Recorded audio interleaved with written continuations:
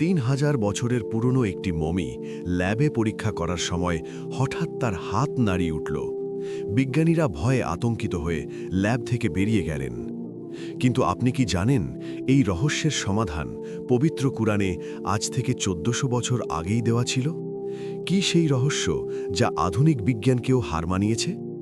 জানতে ভিডিওটি শেষ পর্যন্ত দেখুন। ১৯৮১ সালে ফ্রান্সের বিখ্যাত সার্জন ডক্টর মরিস বুকাইলি যখন ফেরাউনের মমি পরীক্ষা করছিলেন, তখন এক অবিশ্বাস্য ঘটনা ঘটে। পরীক্ষার সময় হঠাৎ মমিটির একটি হাত উপরে উঠে যায়, যা দেখে ডাক্তাররা ভয়ে আঁতকে ওঠেন। মরিস বুকাইলি অবাক হয়ে লক্ষ্য করেন, এই মৃতদেহের পেশিতে এখনও লোহিত সাগরের লোনা পানির অস্তিত্ব রয়েছে।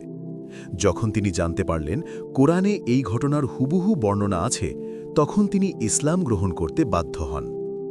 মমিটি জীবন ফিরে পাক বা না পাক, একটি কিয়ামত পর্যন্ত প্রতিটি অহংকারী মানুষের জন্য একটি জীবন্ত নিদর্শন হয়ে থাকবে। বিজ্ঞান আজ যা আবিষ্কার করছে, ইসলাম তা শত শত বছর আগেই জানিয়ে দিয়েছে। একদিন আমাদের প্রত্যেককে আল্লাহর সামনে দাঁড়াতে হবে এবং নতুন জীবন দিয়ে আমাদের পুনরুত্থিত করা হবে। সেই কঠিন দিনের প্রস্তুতি কি আমাদের আছে?